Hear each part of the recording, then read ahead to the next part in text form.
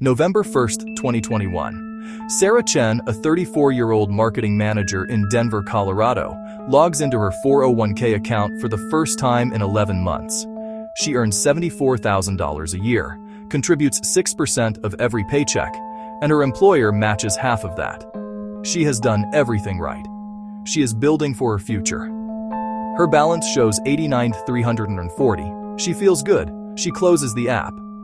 What she does not see, what nobody showed her, what the interface was not designed to display, is a separate line item.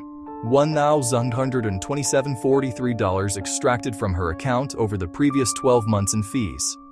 Asset management fees, plan administration fees, record-keeping fees, fund expense ratios, fees that compound, quietly, every single year, across her entire working life.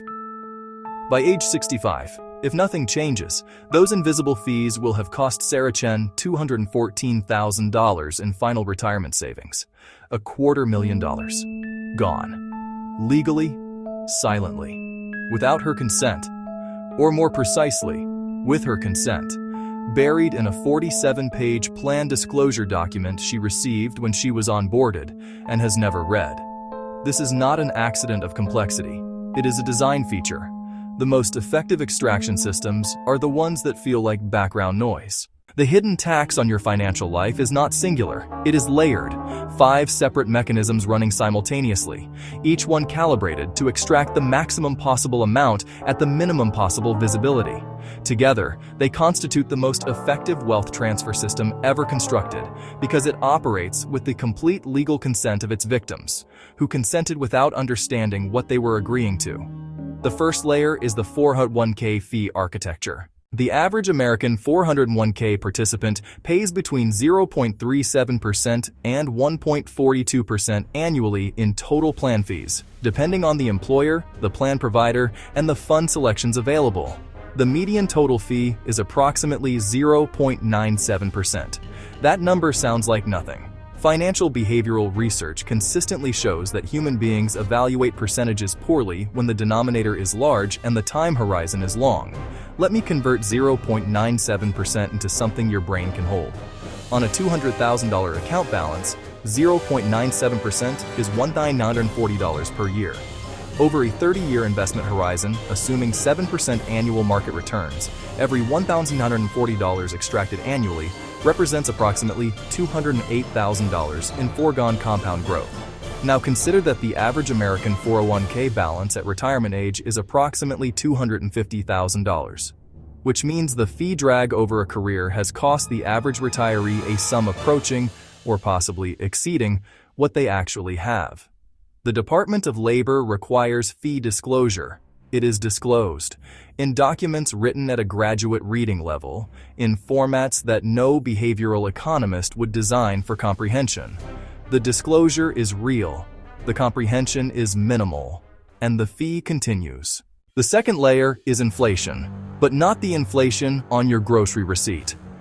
There is a second inflation that almost nobody talks about: asset inflation. When the Federal Reserve expands the money supply, the newly created money inflates the prices of assets, stocks, bonds, real estate, before it filters down into consumer prices.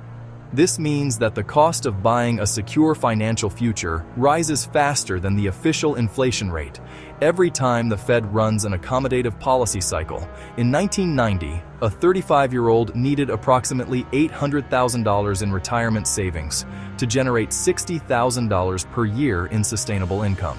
By 2020, due to the collapse of interest rates, that same $60,000 annual income required approximately $2 million. The cost of financial security tripled in 30 years, not because living got more expensive in the traditional sense, but because the returns available on safe assets collapsed as the Fed suppressed rates to inflate asset prices. If you are saving the same percentage of your income today that your parents saved, you are not saving the equivalent amount in terms of what it will buy you in retirement. You are saving a fraction of the equivalent, and nobody sent you a memo about the change. The third layer is lifestyle inflation engineering. This is the layer that gets the least analysis because it is the most uncomfortable. Consumer culture, Advertising, social comparison, subscription stacking. The sheer proliferation of small recurring charges has been systematically engineered to expand spending in precise lockstep with any income growth you achieve. The average American household in 2025 carries between 12 and 18 active subscriptions, from streaming services to fitness apps to software tools. The average monthly subscription spend is $273. Most households, when surveyed, estimate they spend about $86 per month on subscriptions. The gap between 86 and 273s is not carelessness. It is the architecture of subscription pricing, small enough to skip mentally, numerous enough to compound into a meaningful extraction. Over a working career, a $187 per month in underestimated subscription spending, invested instead at 7%, compounds to $229,000 at retirement. This is not a lecture about lattes. This is a structural observation about an industry that has specifically optimized its pricing model to exploit the blind spot in human financial perception. The fourth layer is tax-inefficient default behavior. Most Americans hold their investments in the wrong accounts. High-return assets, REITs, dividend stocks, taxable bond funds, held in taxable brokerage accounts generate income taxed at ordinary income rates every year. Index funds and growth assets, which are more tax-efficient, often sit idle in tax-advantaged accounts where their efficiency is wasted.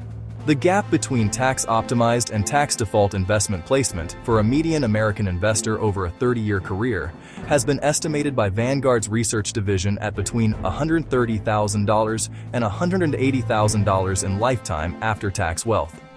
Not because of wrong investments, because of wrong account placement. Nobody teaches this in school. The brokerage interface does not prompt you to consider it. The default is inefficiency, and inefficiency compounds. The fifth and final layer is the insurance extraction system. The average American family spends $21,400 per year on insurance premiums: health insurance, auto insurance, homeowners or renters insurance, life insurance.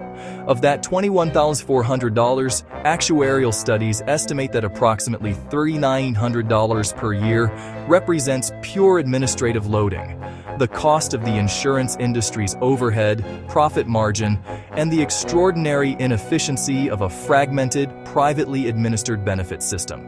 Compared to single-payer systems in comparable developed nations, the American insurance system costs the median household between $4,000 and $6,000 more per year for equivalent coverage outcomes. That gap, $4,000 to $6,000 per year, invested annually from age 25 to 65 at 7% returns, compounds to between $880,000 and $1.3 million. That is the wealth the insurance system's structural inefficiency extracts from a median American household across a lifetime. 5 layers, running simultaneously, every month, against your savings. The 401k fee that compounds invisibly. The asset inflation that raises the price of your future faster than your contributions grow. The subscription architecture that exploits your cognitive blind spot. The tax placement default that costs you nothing to fix and most people never fix. And the insurance overhead that extracts a premium for a privately administered system that delivers worse outcomes than cheaper alternatives. None of these are illegal. All of them are disclosed, somewhere. Each one individually is manageable, with knowledge, with intention, with the specific information that the people who profit from your not having it work very hard to ensure is never presented to you clearly. Sarah Chen, in Denver, will close the app again today. She will feel okay about $89,340. She will not think about $127,043s. She will not think about $214,000, unless someone tells her. The question this raises, and it is a question the financial services industry, the insurance lobby, and the fund management complex have no incentive to answer, is this. If the hidden tax is only hidden because nobody explains it clearly, and the people who could explain it clearly are the same people who profit from your confusion, what would American financial life look like if the default was transparency instead of disclosure? And why exactly is it not?